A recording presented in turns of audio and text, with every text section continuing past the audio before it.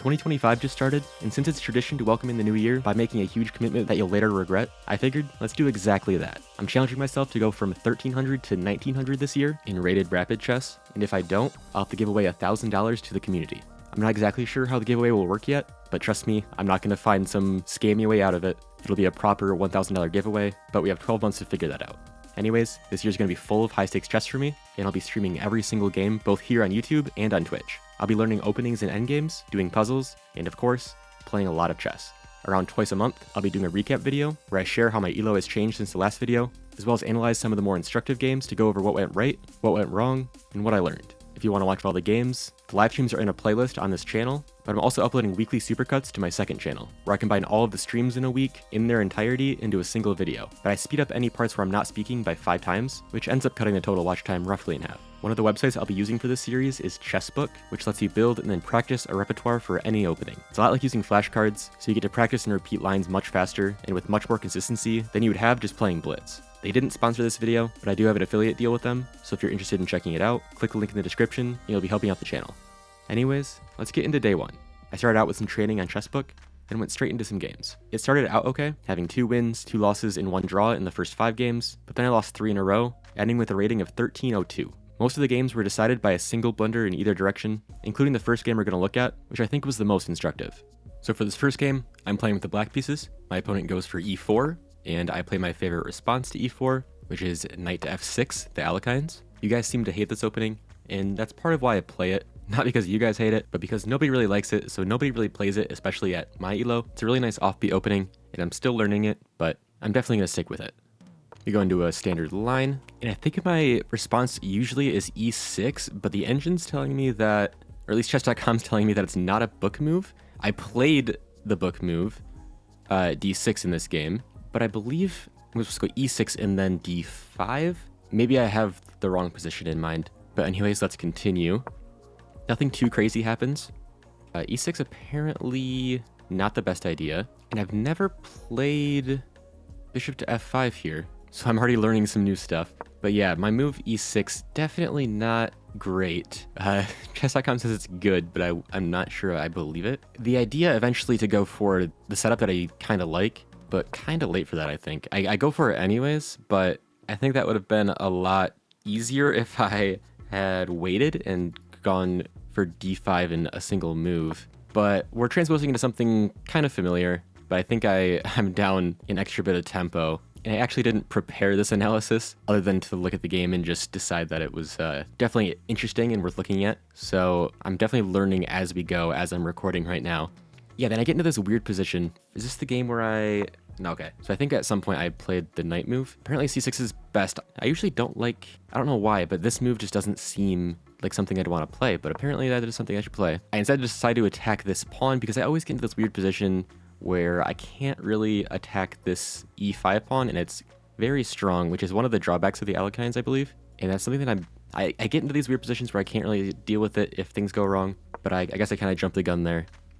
My opponent castles, and yeah, as soon as I take here, I can see the e-file, yikes, because now this pawn, there's no way that I can attack it with another pawn. So yeah, I'm seeing the problem there. Again, this was day 1, and I'm recording this after playing through the entire first 2 weeks. So I've already learned a bit, and I think I fell into the same kind of trap, or the same kind of mistake a couple of times after this even. But yeah, leaving this pawn on e5 with no pawn to attack it definitely will cause issues later in the game. Even right away, my knight mobility is so limited. I finally do play c6, which I should have played a while ago.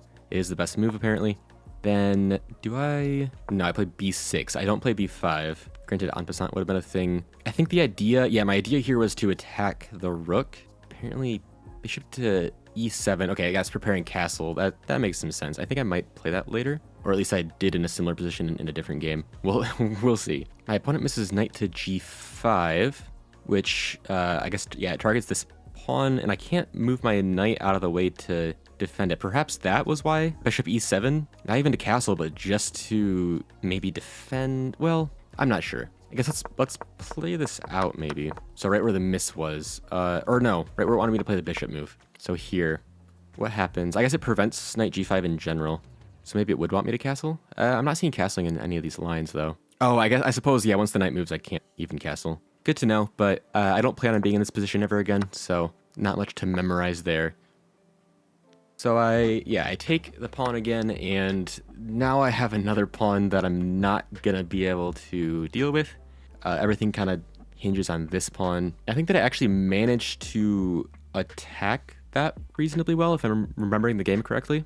So yeah, I attacked the rook like I was planning on doing. It doesn't get me much, just a bit of tempo, and then I finally played bishop to e7. I guess my instincts are just delayed, or I guess I'm just not playing the moves with the right timing, because I find the moves just not at the right time, either too early or too late. Yeah, then apparently now knight to d2, not very good, although it stops castling. I'm trying to think. Yeah, the engine says knight takes c5 is the best move. Oh, I'm seeing, wow, I did not see this. If I take on c5 and you take back, I win the exchange by pinning the rook to the king. Yeah, okay, it was a brilliant move, so not too bummed that I didn't see it. But yeah, so if pawn takes, I just take, and this rook is stuck, and you can't even block it. So you just gotta kind of play whatever and then lose the exchange. Wow. So yeah, since I can't castle, what I actually play is rook to f8, which, let's see. I'm trying to see what was the second best move. Apparently queen to a5.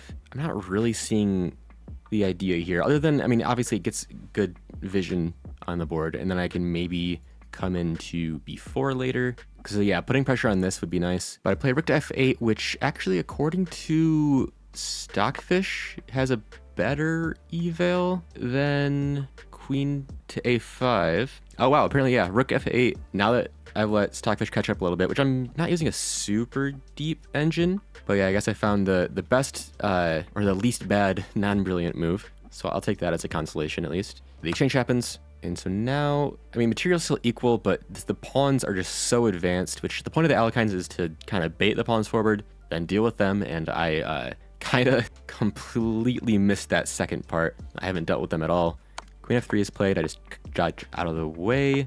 And this, I mean, it looks threatening. I'm attacking two different pieces, but obviously defended and defended, so not much to be done there. Also, again, I found one of the decent engine moves, just not at the right time. Apparently knight f8 would have been best here, which is kind of interesting. I guess I can get in. No, I'm not really seeing it, actually, unless it makes room for something else, which I'm also not seeing. Okay, my opponent over-defends the knight, probably with the idea to move the queen.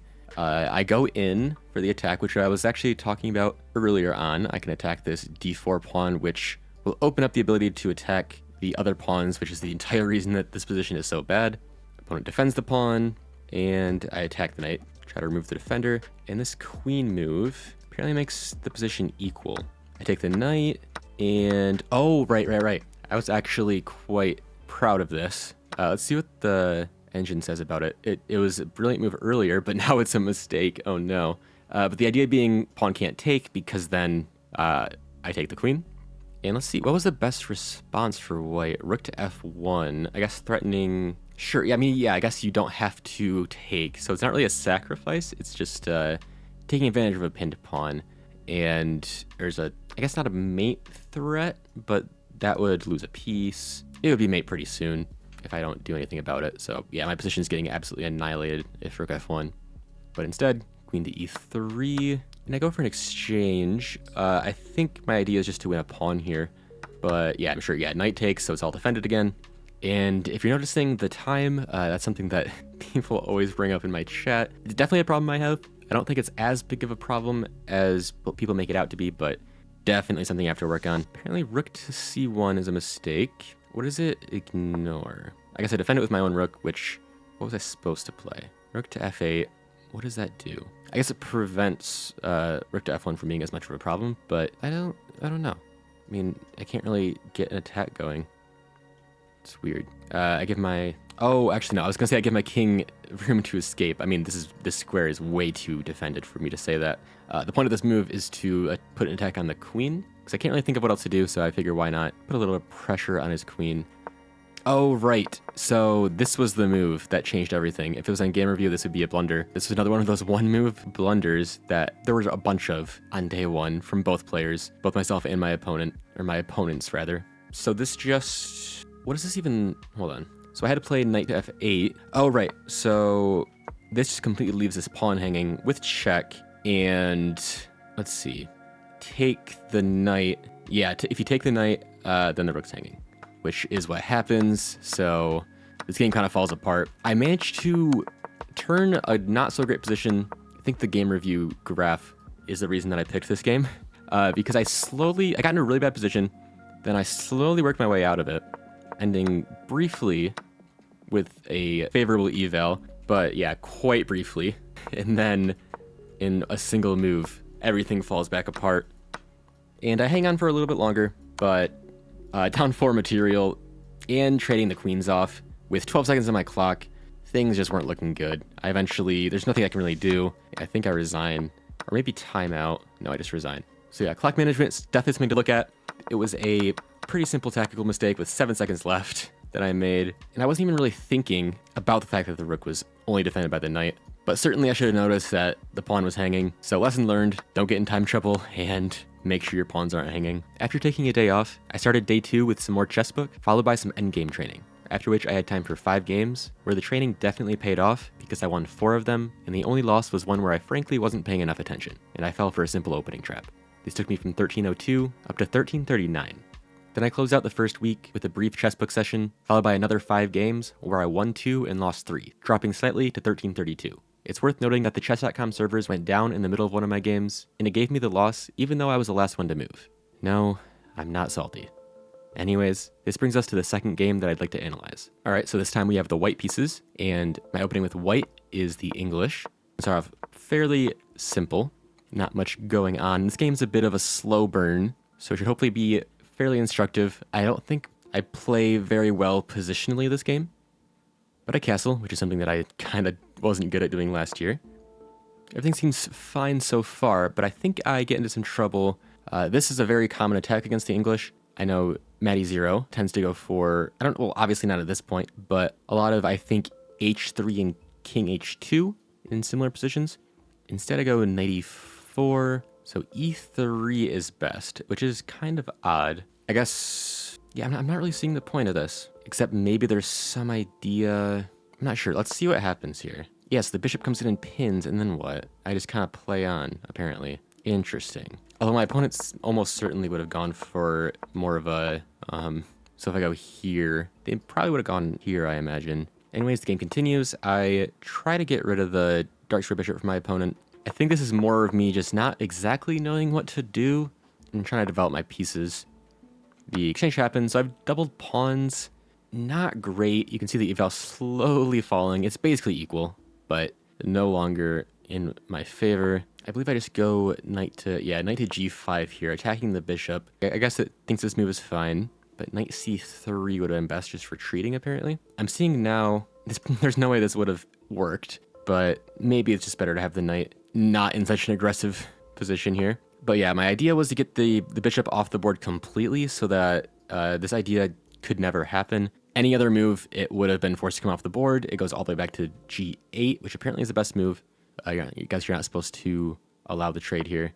Then I make a blunder. I'm not seeing why it's so bad right away, at least. What does it allow? So you're supposed to go h6. Oh, wait, but I just back it up, right? Yeah, and then why is this so bad? Pawn takes. Why wouldn't I recapture? I guess it cuts this bishop off and... Oh, and this... yeah, I see that now. Sure, so I'd lose the pawn anyways, so you just back it up, I guess, and then... Now... That's where this comes in, once again. Okay. Yeah, I never would have seen that, but apparently that all happens because I try to attack this pawn. Let's see. So the opponent does find the great move and go into a similar line, but instead of taking on e4, my opponent just castles. Let's see, knight f2 would have been best. Again, I'm not really seeing the idea. My goal is just to simplify. Then I get to... I don't do it. Apparently I find what is the best move. I guess, yeah, this would have been pretty horrible. But I'm looking for some opportunity to move my knight and get an attack going on this knight. So I guess that's a mistake, but... Okay, well now I'm seeing... So if the knight comes here, just takes, and I still kind of have a problem. And of course, yeah, that leaves this hanging, because takes. So that's something to deal with. That Oh, I remember thinking that that was just a huge blunder. Of course I take, but it doesn't really matter. So they end up sacrificing a knight for a knight for a pawn rather, to get a piece back. So they're up, let's see, before the trade, it was equal, and now they're plus 1, which is, yeah, just straight up a pawn. And so I thought I was doing decent here. Like I had managed to trade off. I thought I was doing a lot better than the evaluation says, but there's that. I played king h2 with the idea to pin the queen, simplify even more. And I wonder if something, what's a move that they would make? Let's just say they go here. Oh, wow, I randomly found the best move. Oh, okay, well, this wouldn't be a thing then because, yeah, they just fork me. But, let's say they play a different move for the sake of argument, like, knight to d4. Then the idea being to pin, takes, and this position's still pretty bad for me. So even the line I was hoping for wouldn't have really worked out for me. But yeah, I attack the queen anyways, and it just backs up. I stop the fork, even though the fork wouldn't have been as big of a deal because the pawn's no longer defended, so I could have just taken. I block it anyways, and I try to get my king involved. Again, I have 12 seconds here, so time management, much more of an issue than I'd like to admit. All my pieces just kind of hiding out in the H file here. And I try to trade the pieces off. Again, this is all with such little time on the clock.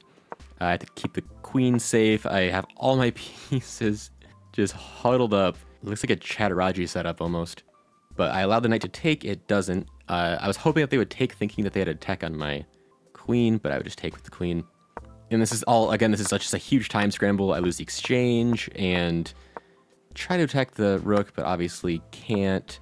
Lose a pawn, then I allow an exchange like an idiot. Oh, I went all the way to the end of the game. And now it's officially mate in 10. There's nothing really much left to do. And this was a huge mistake. I remember being mad about this one because I just allow takes. The opponent, I believe, they take with queen for whatever reason. So they allow me to just lose the knight, but I flag anyways, or I resign. So again, getting into these time scrambles is the biggest problem that I tend to run into, but plenty of positional mistakes before it even got to that point, which I definitely hope to improve on, but still plenty to take away from this game. But now let's move on. Day 4 is one that I'd rather forget. After some more Chessbook and some chess.com puzzles, we got another 5 games in, winning just 1, losing 3, and drawing 1.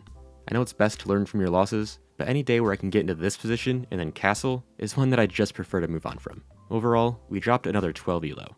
Then day 5 briefly had me thinking that I was in way over my head and that I had no chance of reaching 1900 this year. I did 0 training beforehand and jumped straight into the games. This came back to bite me immediately as I lost my first 4 games in a row.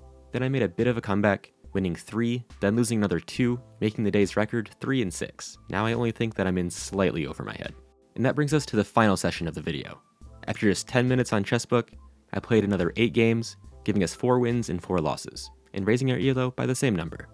This puts me at 1320 elo after 6 days of chess and after the first 10 days of the calendar year. I'm behind pace by about 14 elo, but of course there can be a lot of variance across just a few dozen games, and we were also ahead of pace a few times throughout the first 2 weeks, so I'm not unhappy with the progress so far, but I understand that I'll have to put a lot more intention and effort into my training if I want to reach my goal. In future videos, I definitely want to talk more about exactly how I'm training and analyze the games with a lot more intention, but right now I think I'm kind of in this stage where I don't even know what I don't know, if that makes sense. So I think it's best to kind of just dive head first so that I can bring those problems to the surface and then deal with them. But yeah, anyways, that'll do it for this video. Make sure to tune in to my chess live streams. They'll be happening on weekdays. Not every single day, but there's usually a pretty good chance they'll be live. Lately, I've been starting at about 3 or 4 p.m. Eastern, but a lot of my regular viewers are from the EU, and they definitely preferred when I used to stream at about noon Eastern, so I might go back to that at some point. But make sure to stop by. It's a pretty good time, as long as I'm not losing.